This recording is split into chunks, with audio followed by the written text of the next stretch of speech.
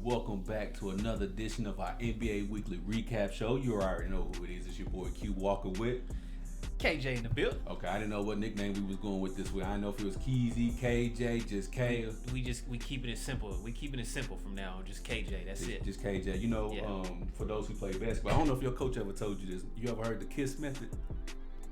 KISS. Keep it simple, silly. Yeah, KISS. But he put another S at, keep it simple, stupid is what he always told us. So yeah, the KISS method. But anyway, that's neither here nor there right now.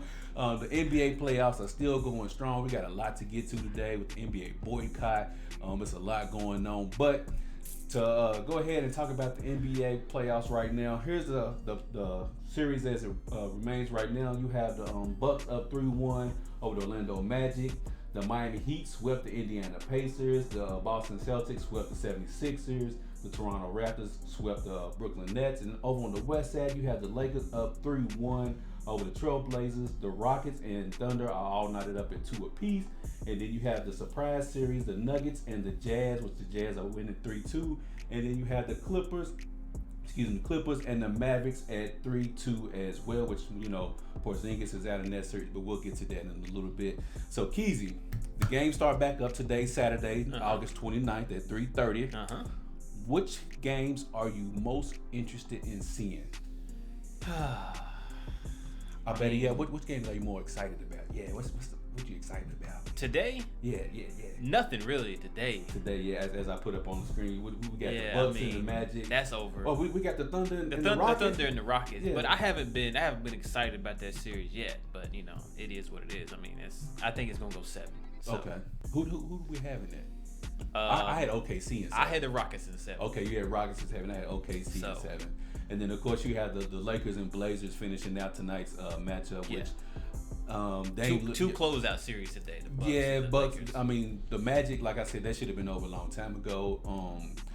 And then you have the Lakers and the Trailblazers series, which Dame Lillard, has gone back home now to get an MRI done on his knee and also to spend time with his son. So he's definitely not coming back to the bubble. So that series is over with. So let's talk about the OKC and Thunder matchup. Westbrook's back today. He's back. Does that make a difference? I think the Rockets win today, with Westbrook being back. And I'm gonna say OKC will take Game 6. Okay. I think today the Rockets will win just because they haven't seen Westbrook in the offense in the playoffs yet. So I think that'll help them with the advantage over OKC. And then I think once they get a little accustomed to Russ being back, they might take Game 6, and then we'll be set up for Game 7. Man, the thing is that the boycott, which like I said we'll talk about a little bit later. It kind of slowed down the Thunder's momentum because they won the last 2 games. Obviously, James Harden didn't have a good Game 4. So I'm really interested to see how, with the little, 2-3 day break in between everything, do the Thunder still have the momentum going into today's matchup? Russell Westbrook coming back today. How healthy is he? I think these extra. I think he was close to being ready to play anyways. But since they won the first 2 games or whatever, they just kind of let him get more time. And I think these extra couple of days were enough for them to say, okay, he's 100%. We'll go ahead and bring him back. You know what? If this was the NBA Finals, I think he probably would have played game 1. He probably would have played. Yeah. He'd probably been playing since game 1. But I think that the Rockets figured, okay, let's see how far we can go before we even have, because we might not even have to bring them back. But then the Thunder won 2 games, so that's like, all right, we might need them then because we need a little firepower. So I want to see what Westbrook comes back. The reports were he looked explosive in practice, but that's practice. Yeah, we're talking about practice. So I'm gonna go ahead, man. I'm gonna give OKC this game today. You give OKC the game today? I'm gonna give OKC this game today because you got to remember, the Rockets, they're not the only team that got rest. So the Thunder got some rest too. So I think it might bode well for them as well. A little extra game planning for Russell Westbrook. So I got OKC today. Go on, book it down. We going up 3-2 today, baby. And then let's go. That's negative. So you just want OKC to win because you think that the Lakers have a better chance to beat OKC than Houston. That's the real reason he wants to pick OKC. None of that stuff he just said about rest and Westbrook and James Harden, game plan and all that. That is not the reason he picked OKC. He picked OKC because he wants them to play the Lakers because he's scared the Lakers are going to have to play the Rockets. Anyways, moving on to the next one. Nah, man. OKC is a formidable opponent for anybody, especially the Lakers. They have trouble against the Lakers. The Lakers have trouble against the Thunder. Yeah, okay. I mean, if anything, the Thunder could probably beat the Lakers. Mm-hmm. Yep. What's our next series we're gonna talk about? Because I'm done talking about that. So the next, which will be tomorrow's matchup, which will be on Sunday. You have the 1 o'clock game, which is the second round matchup. You have the Boston Celtics versus the Toronto Raptors, and then you have the LA Clippers versus the Mavericks, and then you have the Utah Jazz and the Denver Nuggets. KZ. Yeah. Man, these are the heavy hitters. We'll do the Boston and Toronto series next. I want to get your prediction on that. So let's start with the Clippers and the Mavericks series. What you got on this? Clippers in 6, like I predicted before. They'll take game 6. No Porzingis, as you can see, he's out. Yeah. So torn meniscus. I mean, I honestly thought that he was just nursing a sore knee at first. Yeah, that's what they reported. So. Yeah, I'm with you, Keezy. All the momentum that the Mavericks had going into this series, Porzingis not playing, Luka the Don can only do so much. And the Clippers are tired of hearing about Luka, so they decide they're gonna come out and be physical with him and put their hands on him. Not even that though, Keezy. The last game, I think the Clippers played their best basketball. I think everybody was focused. Sure. Everybody was locked in. Paul George was finally locked in, and they looked like a much better team than the previous, 4 or 5 games that they played. But I'm right there with you, Keezy. No Porzingis. They can just focus all the attention on Luka now. It's a wrap. Yeah, Clippers are playing good basketball right now, so it's a wrap. And so we have what was the other matchup I seen up there? What else we got? The Denver Nuggets and the Utah Jazz. Denver Nuggets, the best series so far, I predicted. Remember the show about 3 shows ago? I predicted this would be the best series in the first round. Somebody laughed at me. Somebody said Denver in 5. Who's that? Right here, but. Yeah, we had the Jazz, didn't we? I had Denver. Oh, you did? I had Jazz. I had the Jazz in 6. Yeah. No, you had Denver in 5. I had Denver in 6. I don't recall, but yeah, man, like you said, this has been the most intriguing, most exciting, fun matchup. You have Jamal Murray and Donovan Mitchell going back and forth. Some people have even said it's a UK U of L matchup going on out there. So I mean, Donovan Mitchell. I asked you this question the other day, and I'm interested to see what y'all think. Donovan Mitchell versus Dwayne Wade, who is more skilled? Mm-hmm. And you said Dwayne Wade. I said Dwayne Wade overall. Donovan Mitchell. At this point, though, Donovan Mitchell is a better outside shooter than Dwayne Wade. Yeah, of course. But as far as Dwayne Wade still got to the cup better than him. You think so? Yes. Early on in his career, D Wade was slashing people to death. You're right. And defensively, D Wade was better than Donovan Mitchell. Right. So you're right. Yeah, I give the nod to D Wade. You're right. But this series right now is 3-2 Utah Jazz. Nobody predicted they would win 3 games, let alone the series go this long as it has been. Keezy, you gonna change your prediction, or you gonna stick with your Nuggets? I'm sticking with my Jazz. I'm sticking with my Jazz. I'm a man of my word. I'm gonna stick with the Denver Nuggets, but it's Denver in 7. Denver in 7. Yeah. It's 3-2. So man, you got them reeling off 2 straight. Yeah, they gonna win 3 straight, just like Utah won 3 straight. Nah, not gonna be. In the words of Jalen Rose, not gonna be able to do it. My Utah Jazz. All we have to do is win 1. One game. We've won 3 already. Okay. So ain't no reason to believe that we cannot win 1 more game. 2-game series. Yeah. We got 1 game. Yeah. Pressure's on y'all, not on us. We win 1, and then y'all win 1, then it's down to 1 game, but there's a lot of pressure on both of us then. The problem with that is y'all not gonna win 1. But like we said though, if it comes down to game 7, we know Denver got more firepower than Utah does. We know that. That's why we're not going to let it go to game 7. You better hope We're closing this thing out tomorrow. Second round, here we come, Utah Jazz. Against the Clippers. And then it's a wrap. That's neither here nor there. that's not the point of the conversation, bro. But then, of course, you have the matchup that a lot of people have been wanting to see, which is the Oh man, who is it again? The Boston Celtics and the Toronto Raptors. Yeah, so let's break this thing down on like a fraction because both of them swept their first round matchups. Indiana Pacers was no match for the Miami Heat. They fired Nate McMillan, which I don't think he should have been fired, to be honest. No, I don't think so either. I like what he was doing with the team. And it's not like he had a superstar player. No. Oladipo was hurt the whole time, so. Okay, the reports were that he got fired based on his playoff record, which is he got swept this year. He got swept last year. And I think the only time that he didn't get swept is when he played the Pacers pushed LeBron James and the Cavs to the 7-game series. Well, every year he's had a player hurt. This year, Sabonis was hurt in the playoffs. Sabonis was hurt. Last year, Oladipo was hurt in the playoffs. And then you don't have a true superstar. So, what were they expecting him to do? You know what I'm saying? You can only do so much, and you don't have as much firepower. And on the top of that, Depot wasn't 100% in the playoffs anyway. No. So you can't put that all on Nate McMillan. So I think he was unjustly fired. But anyways, that's neither here nor there. And then the Toronto Raptors swept Brooklyn Nets on the bat of this thing. So now we got Boston and Toronto. Keezy, what's your thoughts on the series? My prediction for the Eastern Conference we got Finals. Boston in the background too. Whatever. My prediction for the Eastern Conference Finals was the Miami Heat and the Boston Celtics. Right. Show you right. So I'm gonna go with the Celtics in 7. You got that? Celtics in 7. Although they don't have Gordon Hayward. Well, he might be back. Well, he might be. He might be back. He's not gonna be there today. No, he won't be there tomorrow. No. Or the day after that. He's still gonna be a little bit. Yeah. Then you got to quarantine when you come back. When you come back. Yeah, So I don't know. But you okay? These are probably I'm gonna say Boston's probably the 4th best defensive team in the Eastern Conference. So who would you pick ahead of them? I'm gonna go with the Bucks. Okay. The Raptors. Okay. The Heat.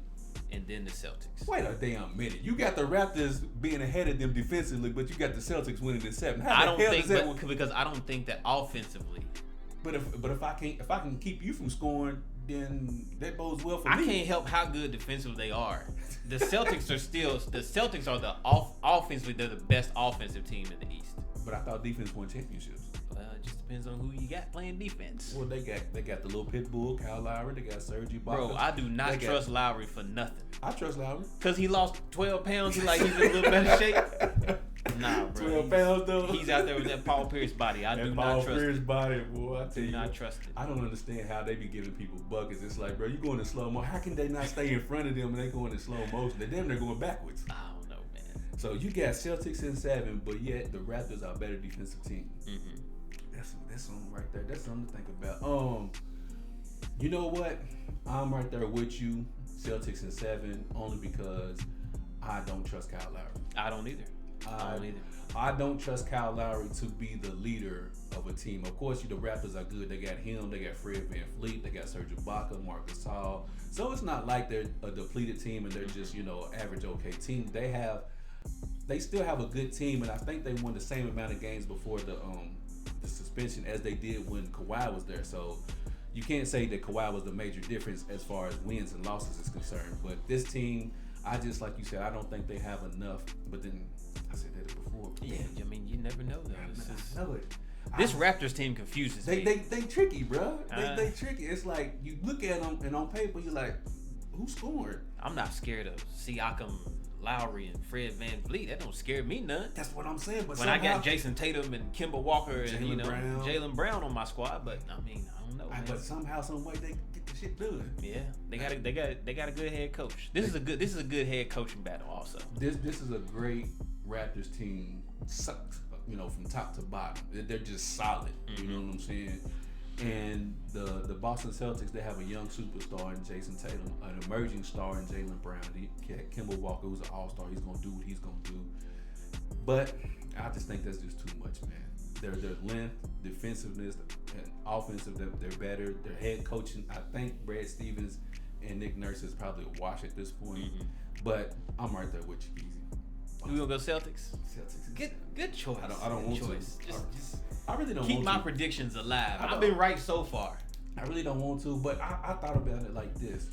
Without Kemba Walker, and I know Al Horford was there at the time, they pushed LeBron James to 7 games in the Eastern Conference Finals, the young Boston Celtics. So what makes me think, with the addition of Kemba, subtract Horford, that they couldn't get back to the Eastern Conference Finals? Exactly. You know what I'm saying? So I'm gonna go with Boston in 7. That's gonna, go to our, matchup of the Boston Celtics and Milwaukee Bucks, but we'll get to that at a later date time. We'll get to that later date time. But anyways, the second round matchup between the Miami Heat and the Milwaukee Bucks. Casey, who you like in this matchup? The Miami Heat. God damn, man, just like that. Yeah, man. That's No what I hesitation, said. no nothing. That's what I said early on. I'm sticking with it. The Heat in 7. Why? Matter of fact, let me write this down. So, like we discussed, Heat. which team 7. plays Giannis the toughest and gives Giannis the hardest time? The Miami Heat. They're home to Who's the most important player on that Bucks team? Giannis. Eric Bledsoe. No, Giannis. Eric Bledsoe. So if they give him the toughest time, then I mean, hey, But it is what it is. we got something for that though. Who? Chris Middleton? Don't worry about that. You asked too many questions. Don't worry about that. What y'all got? Chris Middleton? You worried about our game plan. You mind your business. You mind your own. You live long. Is what I was talking. So anyways, you got the Miami Heat in 7. You know what? Before the playoffs started, I was right there with you. I said, man, I love this Miami Heat team. I really do. From top to bottom, they got Dragon. They got the what you call the white boys? What you call Duncan Robinson and Tyler two Hero. white assassins out there. Assassins out there. You got Bam Adebayo playing out of his mind down there. But you know what? Damn, all of that right there. We got Miami. I'm going with Milwaukee Bucks. We got a lot to play for. They led the boycott and everything. They got something to play for. Not to say that anybody else in the NBA doesn't, but I feel like this is going to rejuvenate them, give them an added piece of edge that they need, that playoff edge that they've been lacking. Go ahead and give me Bucks and 4. I don't know if they actually have the edge. George Hill don't even want to be playing. We don't need him any damn way. Yeah, yes they do. Yes they do, because Bledsoe's so up and down. That is true. So you need George Hill. We don't need him, but it would be nice if he showed up. It'd be nice if he showed up for us. Heat in 7. Nah, I'm gonna get Miami. Not Miami. I'm gonna get Milwaukee.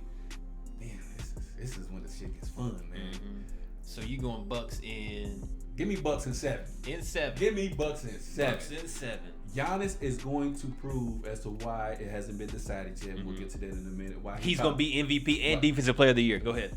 Okay, well, there it is. Yep, as my son in the background says yes. But yeah, give me the Bucks, and then that'll cue us up for the Bucks Celtics matchup, which we'll probably get to in the next show. But yeah, give me the Milwaukee Bucks in 7. I just think their length is gonna bother Miami because Miami checks the boxes for all things except that. Yes. Except that they don't have the length to contend with a lot of teams. You got Bam, who's what, 6'9" maybe? Maybe on a good day. 6'9" maybe.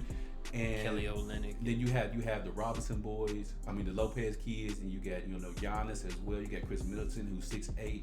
So Milwaukee has to punish Miami on the glass with a lot of second chance options. That's how they're going to get their points because defensively this is going to be a slug match.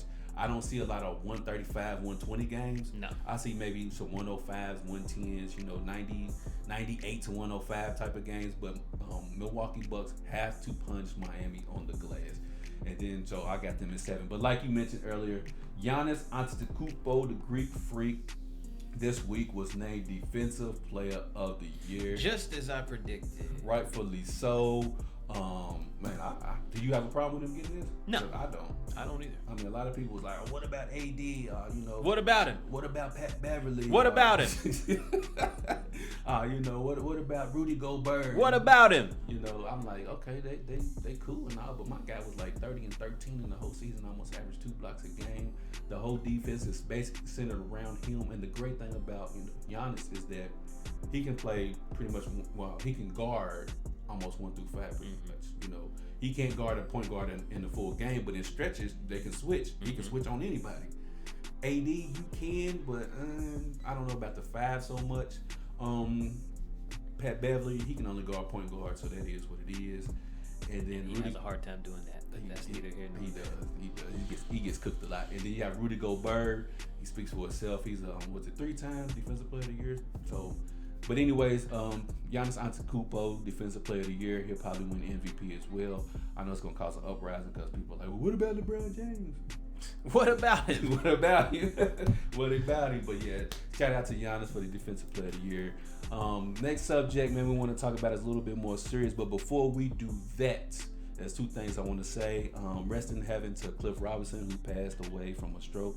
And also to Black Panther, Chadwick Boseman caught everybody off guard with his passing yesterday from colon cancer at the young age of 43 yesterday.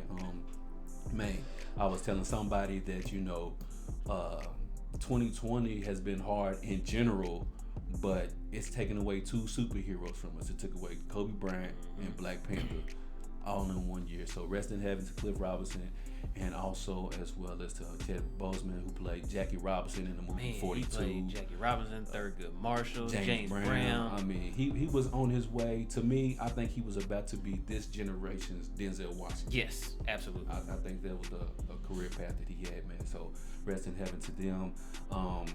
And to keep in with the, Black Panther, thing like that, the NBA players boycotted. Was it Wednesday? Yeah, they started on Wednesday. They didn't, or was it Tuesday? I want to say it was Wednesday. Because Tuesday when we did the show, the games were already going on. Wednesday. So it was Wednesday. They boycotted to protest because Jacob Blake got shot in the back 7 times by a police officer, or 2 police officers in Kenosha, Wisconsin. What stands out to me is just watching the Republican convention, and they're spewing this fear, right? Like, all you hear is Donald Trump and all of them talking about fear. We're the ones getting killed. We're the ones getting shot. We're the ones that we're denied to live in certain communities. We've been hung, we've been shot, and all you do is keep hearing about fear. It's amazing to me why we keep loving this country, and this country does not love us back. And it's really so sad. Like, I should just be a coach. And it's so often reminded of my color. It's just really sad. We got to do better. But we got to demand better. Like, it's funny. We protest, and they send riot guards, right? They send people in riot outfits. They go to Michigan with guns, and they're spitting on cops, and nothing happens. The training has to change in the police force. The unions have to be taken down in the police force. My dad was a cop. I believe in good cops. We're not trying to defund the police and take all their money away. We're trying to get them to protect us, just like they protect everybody else. I didn't want to talk about it before the game because it's so hard, to just keep watching it. That video, if you watch that video, you don't need to be black to be outraged. You need to be American and outraged. And how dare the Republicans talk about fear? We're the ones that need to be scared. We're the ones having to talk to every black child. What white father has to give his son a talk about being careful if you get pulled over? It's just ridiculous. And it just keeps going. There's no charges. Breonna Taylor, no charges, nothing. All we're asking is you live up to the Constitution. That's all we're asking for everybody, for everyone. Thank you. The Milwaukee Bucks led the boycott. They were supposed to play the Orlando Magic, but they boycotted their game, which led to a trickle-down effect to all the NBA games getting postponed. The WNBA postponed their games as a boycott. Baseball. What's the tennis player's name? The girl that beat Serena Williams. I can't think of her name right now. Naomi Osaka. Yeah, she said she wasn't going to play that day as well as a way to protest about what's going on. So, Keezy, what's your thoughts on the whole boycotting and NBA, and what do you think they can do to further bring awareness to social injustice and change? Man, this is... Yeah, I know. This just, it hits me heavy, man. Every time I hear something about it, I don't know, I get in a mood and I'm to myself and, you know, I sit in the corner. It's hard on everybody, but the rest of the NBA season was in jeopardy from all the reports I hear that the Lakers and the Clippers were ready to just sit out the rest of the season. But I mean, if they think that playing the rest of the games is a way for them to continue to, you know, use their voice, their platform to, you know, to bring awareness and stuff, which hell, they don't need no more awareness. Everybody's pretty damn aware of, you know, what's going on. So I don't know, man. It's hard to even. What was your thoughts when you seen that they boycotted the games? I mean, I was fine with it. If they would have canceled the rest of the season, I would have been fine with that too. Because I feel like financially, you gotta hurt some people somehow, some way to bring some, you know, to let them know that, you know, this is what it is. You know, you living off the backs of these black NBA players pretty much now. And if that don't go on, then hey, you losing a lot of money too. So you're gonna have to step up to the plate and show us that you got our back and you gonna help us out the same way that we go out on the court every day and you know, and make money for you. What do you think about people who have said, like, who had a problem with the NBA players coming back after? Because a lot of people are like, well, y'all just sat out one damn game. What is it gonna do? What is it supposed to prove? So what are your thoughts about people who view it that way? I mean, I understand what they're saying too. You know, if you thought that, if your opinion was they would have been better off sending a message that way than coming back and actually playing. Because a lot of people feel like the NBA took away from everything, all the protests, everything that was going on, which I kind of felt that way too in the beginning. But I don't have a problem with them playing because, you know, they got Black Lives Matter everywhere. Everything is trying to bring awareness to stuff, and all the players talk about it in their post-game interviews, everything like that. So, I mean, they feel like they're doing more than they probably could do out protesting, walking the streets, doing it that way. Because clearly we can't protest either. No, because you get killed doing that too. So you can't. They tell you protest peacefully. We do that, they kill us. Yep. Then we riot and loot. Well, why y'all riot and loot? Well, then we did what y'all wanted to do, and we still got shot. Can't do that. So you damned if you do, damned if you don't. Me, Keezy, man, I was at work when the news came through about the boycott, and I was just shocked. I was like, man, I couldn't believe it. But man, it's a lot to break down. For one, we have to, and this is gonna sound crazy coming across, and I hate it, but we've got to stop blaming LeBron James every time something goes bad.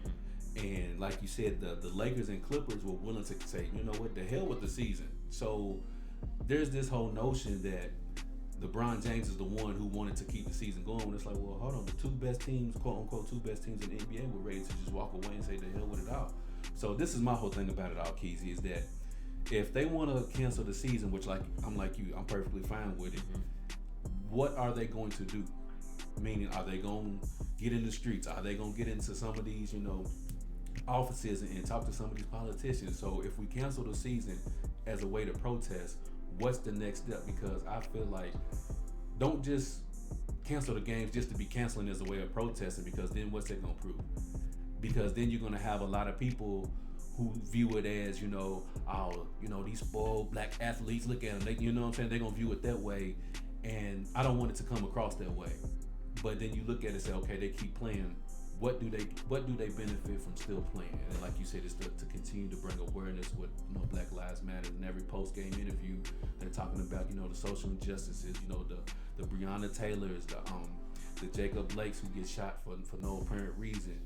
And it's like, why are people so upset that the NBA players decided to go back to playing? And I'm like, okay, are you gonna boycott your job?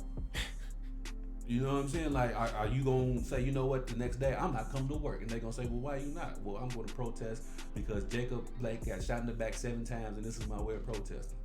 So we get mad at these athletes for doing things that we not going to do our damn self. So it just blows my mind that as black people, we tear each other down for that as well.